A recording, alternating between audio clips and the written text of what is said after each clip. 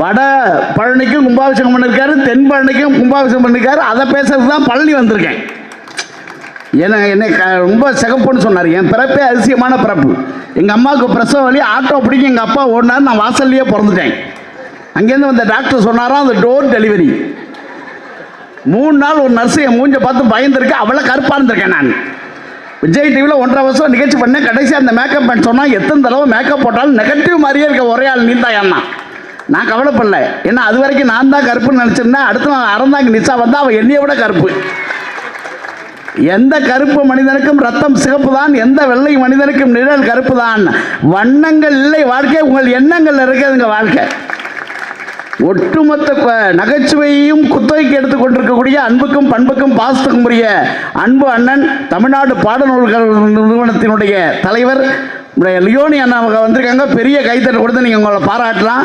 அவரையெல்லாம் பார்த்து தான் நாங்கள் பட்டிமன்றத்துக்கே வந்தோம். அன்புக்குரிய ஐயா மா ராமலிங்க ஐயா அவர்கள் அவங்களாம் நகைச்சுவையாக பேசுவாங்க. நான் அப்புறம் எதுக்கு வந்தேன்னு கேட்குறீங்களா நீங்கள்? நான் உங்கள்கிட்ட ஒரு கேள்வி கேட்குறேன். இந்த செல்ஃபோன் வந்ததுக்கப்புறம் நாடு நாசமாக போச்சுங்களாம் கைத்தட்டுங்க பார்ப்போம். ஒரு உண்மையை சொல்லவா? தட்டுனா அத்தனை பேர்ட்டும் இந்த ஃபோன் இருக்கு. இது இல்லாமல் மனுஷன் எங்கேயுமே போகிறதில்ல சார். பொண்டாட்டி காணாமல் போனால் கூட யாரும் வருத்தப்படுறதில்ல. ஃபோன் காணாமல் போனால் அப்படி தேடுறான். ஏன் ஒய்ஃபை காணாமனாலும் 2 மணி நேரம் ஜாலியாக இருக்கலாம் மாப்பிள்ள, எங்கேயா போயிட்டு எப்படியா வந்துடுவான்றான். ஆனால் இன்னைக்கு பெண்கள் இந்த ஆட்சியிலே சந்தோஷத்தோடும் மகிழ்ச்சியோடு இருக்காங்கன்னா என்ன காரணம் தெரியுமா? உதவித்தொகையை தரவில்லை தலைவர், உரிமை தொகையை தந்திருக்கிறார். இப்போ உதவித்தொகையை தந்தாதாங்க ஒரு கை மேலே இருக்கும், வாங்குற கை கீழே இருக்கும். ஆனால் உரிமை தொகை என் சகோதரிகளுக்கு நான் தருகிறேன்ங்கிறது மிகப்பெரிய மகிழ்ச்சி இல்லையா? இவ்வளோ பெண்கள் இருக்கீங்க. நான் கரெக்டாக கேட்குறேன். வெள்ளிக்கிழமை செவ்வாய்க்கிழமை எங்கள் வீட்டுக்கார காலை தொட்டு கும்பிட்டு தான் நான் சமைக்க ஆரம்பிக்கிறேன். ஒரு அக்கா கை தட்டுங்க பார்ப்பான். எங்கே நடக்குது ஒரு அக்கா சொல்லுது அப்படியே தொட்டு கும்பிட்டாலும். ஆனால் என் மனைவி அப்படி கிடையாது. போன வாரம் சனிக்கிழமை என் காலில் வந்து விழுந்தா. உண்மையாகவே பச்சையபாஸ் காலேஜில் 1.5 லட்ச ரூபா சம்பளம் வாங்குறானே, உங்களுக்கு தெரியாமல் இருக்குமா? சனிக்கிழமை காலில் வந்து வந்தா. நான் உண்மையாகவே கேட்டேன், பரவாயில்லையடி இவ்வளவு பேராசிரியர் ஆனாப்புக்கும் பதி வரதே யாருக்கே புருஷன் அப்படி மதிக்கிறேன்னா. ஒரே வார்த்தை தான் சொன்னான், சனிக்கிழமை சனீஸ்வரன் கோயிலுக்கு போகலான்னு நினச்சேன், நேரம் இல்லை, அதான் உன் காலில் வந்து விழுந்தேன்னா.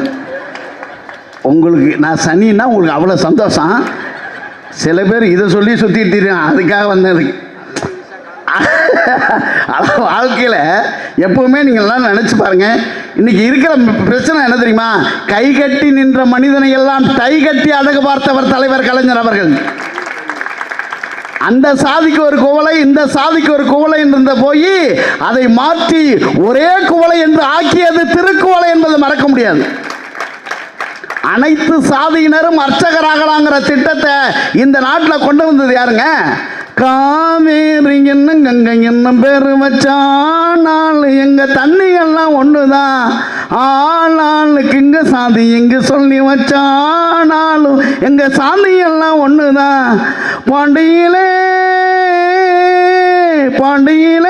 நம்ம பாரதியார் இருந்தார், பக்கத்தில் ஒரு தந்தவன் அழைச்சார், பூநூல் தான் நீ போடுனார், அவர் மையர்னு வெளுத்து வாங்கினார், எடுடா தம்பி மேலும் கொஞ்சம் எதம்மா போடுதாலும், அட உன்னை சொல்லி குத்தமில்லை யாரும் இங்க சுத்தமில்லை, நாட்டம் பார்த்து தான் ரூட்டை மாத்துறேன், எடுடா தம்பி மேலோன்னு பாக்யராஜ் சார் ஒரு பாட்டு எழுதினார்.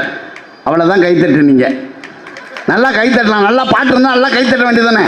வாழ்க்கையிலே எப்பவுமே ரசனையோடு சந்தோஷத்தோடு இருக்கணும். ஒரு பொண்டாட்டி சமைச்சா கூட என்ன எதிர்பார்ப்பாங்க மனைவி? என்ன நல்லா ஒரு வார்த்தை சொல்லணும், நல்லா இருக்கு அப்படின்னு சொல்லணும். சில பேர் ஜேசிபியில் மண்ணவா இருக்குங்கிற மாதிரி தெரியுமா, அட்டி கப்பு கப்புன்னு எல்லாம் நல்லா தான். இந்த பொரியல் ஏன் உப்பு? இந்த காலத்துலாம் பெண்கள் சமைச்சு தட்டில் போடுறதில்லை, எல்லாம் நெட்டில் தான் போடுது. ஸ்டேட்டஸ், மீன் குழம்பு ஸ்டேட்டஸ் போடுதாங்க. தயிர் சாதம் வச்சா கூட ஸ்டேட்டஸ். ஏன் பொண்டாட்டி ரசம் வச்சு ஃபேஸ்புக்கில் போட்டுருந்தா 1000 பேர் லைக் போட்டிருக்காங்க, நான் போடல. ஏன் நீ போடலன்னு கேட்டா, அவன்லாம் ரசத்தை பார்த்த வேண்டி, நான் தான் சாப்பிட்ட வேணேன். 3 நாள் பிச்சுட்டு போனது எனக்கு தான் தெரியும். சார் உண்மையாக சொல்கிறேன் சார், பெண்களுக்கான ஆட்சியை இந்த சமுதாயத்தில் பெண் உரிமையை, பெண் சமுதாயத்தை காப்பாற்றுவதற்காக ஒரு ஆட்சி நடந்து கொண்டிருக்கிறதுனா அது இந்த திராவிட முன்னேற்ற கழக திராவிட மாடல் ஆட்சி தாங்க. இன்னைக்கு சம உரிமை, பெண்களுக்கு சொத்துரிமை, பெண்களுக்கு சம உரிமை நடந்துட்டு இருக்கா இல்லையா? உண்மையை சொல்லுவாங்க. மதிய உணவு திட்டத்தை அன்னைக்கு நீதி கட்சி கொண்டு வந்தது. அதுக்கப்புறம் காமராஜர் அதை மிகப்பெரிய விரிவுபடுத்தினார். ஆனால் இன்றைக்கு காலை உணவு திட்டம், வயிறார குழந்தைகள் கூட காலை உணவை சாப்பிட வேண்டும் என்று கொண்டு வந்த திட்டம் இல்லையா? நல்லா நினைச்சு பாருங்க. ரொம்ப அழகா வாலி அவர்கள் எழுதுவார் நம்ம தலைவரை பற்றி. மூக்குக்கு கீழே முடி பிடிப்பதற்கு முன்னால் கழக கொடி பிடித்தவரே, மூக்குக்கு கீழே முடி பிடிப்பதற்கு முன்னால் கழக கொடி பிடித்தவரே, காதல் கடிதம் படிக்க வேண்டிய வயதில் கலைஞர் கடிதம் படித்தவரே. இன்னும் ரொம்ப அழகா சொன்னாரு, எல்லோரும் விசா வாங்கி வெளிநாடு செல்லுகிற போது நீ மட்டும்தானே விசா வாங்கி சிறைக்கு சென்றாயின்னு இருந்தார். இப்போ இந்த வாழ்நாளில் இன்னைக்கு மிகப்பெரிய இடத்துக்கு வந்திருக்காங்களே சார். ஒன்னே ஒன்று சொல்கிறேன், கலைஞருடைய ஆட்சியை இன்னமும் தொடர்ந்து கொடுத்து கொண்டிருக்கிறோம். கலைஞர் சாதாரண ஆளா சார்? உலகத்திலேயே கலைஞர் மாதிரி ஒரு மனிதரை பார்க்க முடியுமா? எங்கள் ஊருக்காரர் தான். எங்கள் ஊருக்குலேருந்து ஒரு 30-35 கிலோமீட்டர் தான் கலைஞருடைய ஊர். காட்டூர் என்ற திருக்கோளை அவருக்கு எங்கள் ஊர் பக்கத்தில் தான். நான் வேதாரண்யம் என்னுடைய சொந்த ஊர். ஆனால் உண்மையாக சொல்கிறேன், கலைஞர் அவர்கள் மாதிரி முடிவெடுக்கிறத யாராலும் முடியாது. கலைஞர் மாதிரி முடிவெடுக்கிறத யாராலும் முடியாது. இன்றைக்கி பாருங்கள், அன்னைக்கு புதுக்கோட்டையில் சாந்தின்னு ஒரு பெண்மணி தடகள ஓரத்தில் ஆசியாவில் வெள்ளிப்பதக்கம் வாங்கினாங்க. அந்த அம்மாவுக்கு ஒரு பரிசோதனை நடந்தாங்க. அந்த பரிசோதனை நடத்தும் போது அவங்க ஆண் மாதிரி தெரிகிறாங்க, அவங்களுடைய ஜெண்டரில் பிரச்சனை இருக்குன்ட்டு அந்த பதக்கத்தை பிடிங்கிட்டாங்க. அப்போது கலைஞர் தான் முதலமைச்சராக இருந்தார். 10 லட்சம் ரூபா அனௌன்ஸ் பண்ணாங்க. 10 லட்சம் ரூபா நம்ம தமிழ்நாடு அரசு அந்த சாந்திக்கு அனௌன்ஸ் பண்ணுறதா இருந்தது. கொடுக்கறதுக்கு அனௌன்ஸ் பண்ணியாச்சு. இப்போ அந்த நிர்வாக அலுவலர் கேட்டார், நாம் அனௌன்ஸ் பண்ணிட்டோம், அவங்க பதக்கத்தை பிடிக்கிட்டாங்க, இப்போ நாம் என்ன செய்யறதுன்னு கேட்டப்போ கலைஞர் ரொம்ப நிதானமாக சொன்னார், கொடுத்துருங்க, ஓடியது அந்த கால்கள் தானே, அந்த கால்களுக்கு கொடுக்காமல் யாருக்கு கொடுக்கறதுன்னு கேட்டார். எப்பவுமே எடுக்கிற முடிவை தெளிவாக எடுப்பார். இன்னைக்கு பாருங்க, இந்த கேரம் போர்டுன்னு ஒரு விஷயம் இருக்கு இல்லைங்களா? இன்னைக்கு நம்ம வண்ணாரப்பேட்டையில், பழைய வண்ணாரப்பேட்டையில் ஒரு பொண்ணு, காசிமான்னு ஒரு பொண்ணு ஜெயிச்சிருக்குல்ல. பழைய வண்ணாரப்பேட்டையில் காசிமான்னு ஒரு பொண்ணு. அந்த கேரம் போர்டு நீங்கள் பார்த்துறீங்களா? கேரம் போர்டில் கருப்புக்கு 5 மதிப்பெண், வெள்ளைக்கு 10 மதிப்பெண். ஏன்னா வெள்ளைக்காரன் கண்டுபிடிச்ச ஆட்டாது. உண்மைங்க, கருப்புக்கு 5 மதிப்பெண், வெள்ளைக்கு 10 மதிப்பெண். அதில் கூட அந்த ரெட்டு இருக்குல்ல, ரெட்டு, அந்த ராணி அதை தனியாக அனுப்ப மாட்டான், ஒரு சோல்ஜரை கூடவே அனுப்புவான் பாதுகாப்புக்கு. யோசிச்சு பாருங்க, வெள்ளை ஏகாதிபத்தியம் நிறைந்த விளையாட்டு கேரம் போர்டு. அதில் வெற்றி பெற்றவர் வேற யாரும் இல்லை, தமிழ்நாட்டை சேர்ந்த காசிமான்கிற ஒரு பெண். ஒரு பதக்கம் இல்லைங்க, 3 பதக்கம் வாங்கியிருக்காங்க. தனியாக ஒரு பதக்கம், குழுவோடு சேர்ந்து ஒரு பதக்கம், இருவர் சேர்ந்து ஒரு பதக்கம்னு 3 பதக்கத்தை வாங்கி விட்டார்களுக்காக நம்முடைய துணை முதலமைச்சர் 1 கோடி ரூபாய் கொடுத்த அந்த பெண்ணை வாழ்த்தியிருக்காரா இல்லையா? முதலமைச்சர் சொல்லியிருக்காரு, ஏழை எளியவர்களின் வெற்றி தாமா திராவிட மாடல் ஆட்சியின் வெற்றின்னு இருக்காரு. அப்போ நமக்கு தெரியணுமா இல்லையா? இன்னைக்கு என்ன பிரச்சனை தெரியுமா? தமிழ்நாட்டுக்குள்ள அவங்களால ஒன்றும் செய்ய முடியல. அதான் அவங்க பதறாங்க. தமிழ்நாடு எல்லாத்தையும் கண்டுபிடிக்கிற மாநிலமாக இருக்கு. மும்மொழி கொள்கை அப்படின்னு ஒன்று கொண்டு வர்றாங்களா இல்லையா? நம்ம இருமொழி கொள்கையில் ஏற்கனவே வெற்றி பெற்றுட்டோம், மிகப்பெரிய இடத்துல இருக்கோம். நான் ஒரு சாதாரண மீனவ சமுதாயத்தில் பிறந்தவன். இன்னைக்கு உங்கள் மேடைக்கு முன்னால் நிற்கிறேன்னா இருமொழி கொள்கை என்கிற ஒரு கொள்கை தான் என்னை படிக்க வைத்திருக்கிறது. ஆனால் இன்னைக்கு நம்ம சமுதாயத்தில் நீங்கள் எல்லாம் நினைச்சு பாருங்க, இன்னைக்கு மும்மொழி கொள்கைனா இடைநிற்றல் அதிகமாகும். உண்மையாக சொல்ல பாருங்க, தமிழ் மொழி சார் எல்லோரும் வள்ளுவரை பற்றி சொல்லுகிற போது ரொம்ப அட்டகாசமாக சொல்லுவாங்க. 1.25 அடியில் உலகத்தை இழந்தான் வள்ளுவ பெருந்தகை. காலடியை மிச்சம் வச்சான். ஏன் தெரியுமா? உலகமே அவன் காலடியில் வரப்போகிறது என்றுதான் காலடியை மிச்சம் வைத்தான்.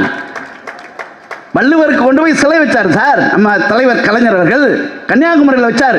அப்போ சில பேர் கேட்டாங்க, ஏன் மதுரையில் வைக்கிற, கோயம்புத்தூரில் வைக்கிற, திருச்சியில் வச்சிருக்கலாம்ல? அப்போ அவர் சொன்னார், வடக்கே ஒரு இமயமலை இருக்கிறது, தெற்கே ஒரு இமயமலையை வைக்க வேண்டும் என்று நினைத்தோம், வள்ளுவனை கொண்டு போய் கன்னியாகுமரியில் வைத்தோம்னாரு.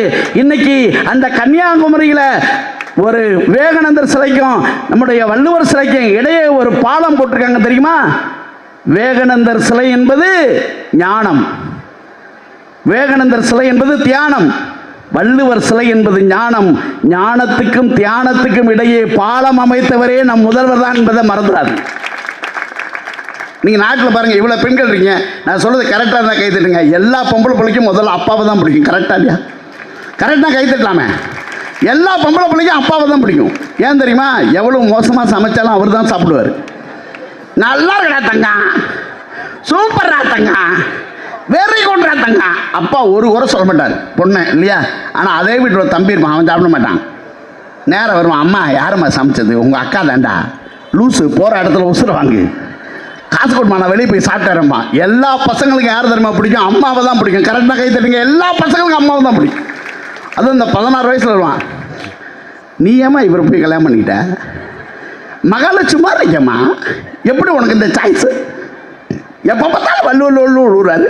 அது 18 வயசு ஆட்டும். அவங்க வீட்டுக்காரரை சொல்லி வை, அடிக்கடி நம்ம ரூட்டில் கிராஸ் பண்ணுறாரு. சொல்கிறாங்க இல்லையாங்க, அப்பா ஸ்கூல் விட்டு காலேஜ் விட்டு பொண்ணு வந்தான்னு விசாரிப்பார் ஃபோன் பண்ணி. என் தங்கம் வந்துருச்சா, என் வெள்ளி வந்துருச்சா, என் வைரம் வந்துருச்சா, என் பட்டு வந்துருச்சா, இவ்வளோ கேட்பார் பொண்ணை. பையனை கேட்பார், தூரம் வந்துட்டாரா? அப்போ வந்தே இருக்க மாட்டான். ஆனாலும் சமாளிக்க இந்த அம்மா, இவன் அப்போ தான் பக்கத்தில் வந்துட்டு பக்கத்து வீட்டுக்கு போயிருக்கான். பின்னாடி இருந்தால் அவங்க தங்கச்சி சொல்லுவான், அப்பா அண்ணன்னு வரல, ஏன்னா போட்டு கொடுக்குறது தான் அதுக்கு வேலை. இந்த 2 பேரும் இணைத்து வைக்கிற உறவு பாலம் யார் தெரியுமா? உலகத்திலேயே தாய் ஒருத்தி தான் சார், அம்மா ஒருத்தி தான். அதுக்கு தான் கண்ணதாசன் சொன்னார், உள்ளே உயிர் வளர்த்து உதிரத்தால் பல் கொடுத்து அள்ளிக்கிடும் போதெல்லாம் அன்பையை சேர்த்தனைத்து தொல்லை தமக்கென்ற சுகமெல்லாம் பிறர்க்கென்று சொல்லாமல் சொல்லிவிடும் தேவதையின் கோயில் அது. பண்பு தெரியாத மிருகம் பிறந்தாலும் பால் தரும் கருணை அது. பசித்த முகம் பார்த்து பதரும் முளை பார்த்து பழம் தரும் சோலை அது. இருக்கும் பிடிசோறு தனக்கென எண்ணாமல் கொடுக்கின்ற கோயில் அது. அது தூய்மை, அது நேர்மை, அது வாய்மை. உலகத்தில் சிறந்தது தாய்மை, அதை ஒப்புக்கொள்வது நேர்மை. நேர்தான் கண்ணதாசன். அன்னைக்கு இப்போ முதல்வர் யோசிக்கிறாரு, அம்மாவும் இல்லாமல் அப்பாவும் இல்லாமல் ஒரு குழந்தை இருந்தா அது வாழ்க்கை என்ன பாடுபடும் இல்லையா? அதற்காக இந்த நிதிநிலை அறிக்கையில் 2000 ரூபாய் வழங்குவோமா என்று சொல்லியிருக்கான்னு சொன்னால் அதுக்கு ஒரு பெரிய கைத்தறி கொடுக்க வேணாமா? யோசிச்சு பாருங்க. இன்னைக்கு அவர்களை அப்பான்னு அழைக்கிறது கூட சில பேருக்கு பொறாமையாக இருக்கா இல்லையா? அப்பான்னு அழைக்கிறத, அப்பாங்கிறது சாதாரண வார்த்தை இல்லை சார், வார்த்தையா? அது வாழ்க்கை, நம்பிக்கை. அப்பாங்கிறது ஒரு பெரிய நம்பிக்கை. நான் இருக்கிறேம்மா, நீ தைரியமாவா அப்படிங்கிற ஒரு நம்பிக்கை தானே அப்பா. அப்பாவை பற்றி சாதாரணமாக நினச்சிட முடியுமா? நான் முத்துக்குமார் தான் எழுதினார். கோயிலில் சாமி கும்பிட்றப்ப இந்த சின்ன பிள்ளைக்கு சாமி தெரியாது, அப்பா தோளில் தூக்கி காட்டி சாமி பார்த்துக்கடா அப்படிம்பாரான். நான் முத்துக்குமார் சொன்னார், அப்பாவின் தோளில் ஏறி சாமி பார்க்கிற போதெல்லாம் எனக்கு தெரியவில்லை, ஒரு சாமியின் மீது அமர்ந்து கொண்டு தான் சாமி பார்க்கிறோம் என்று எனக்கு தெரியவே இல்லைன்னு சொன்னார். அந்த அப்பாவாக இன்னைக்கு நான் இருக்கமா, நீங்க தைரியமா மேல படிச்சு வாங்க, உங்களுக்கான எல்லா வசதிகளையும் இந்த அரசு செய்து தரும் என்று ஒருவர் சொல்கிறார்னா அவர்தான் நம்முடைய தலைவர் என்பதை மறந்துடக்கூடாது. எல்லாமே இன்னைக்கு உலகத்துல எல்லாமே இந்த சமுதாயத்தினுடைய வித்துக்களாகுங்க. ஒன்றும் ஒவ்வொரு செயல்பாடுமே இந்த மக்களுக்காக, இந்த சமுதாயத்துக்காக.